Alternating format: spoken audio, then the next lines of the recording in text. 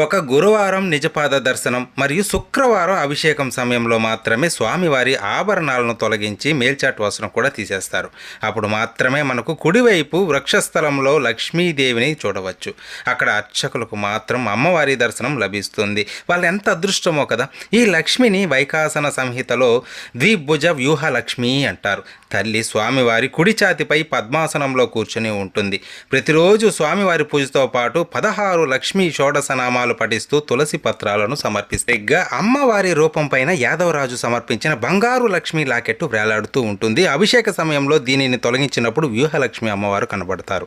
ఈ లాకెట్టు కూడా పరిమళ ద్రవ్యాలు, పూజా ద్రవ్యాలతో పవిత్ర స్నానం చేయిస్తారు. దీన్నే అమ్మవారి తిరుమంజనం అంటారు. ఎడమ ఛాతిపై పద్మావతి అమ్మవారు ఉంటారు. అమ్మవారి బంగారు ప్రతిమతో కూడిన లాకెట్టు స్వామివారికి అలంకరించబడి ఉంటుంది. కులశేఖర పడి వద్దకు చేరుకుంటే ఈ అమ్మవారిని దర్శించవచ్చు. ఓం నమో వెంకటేశ.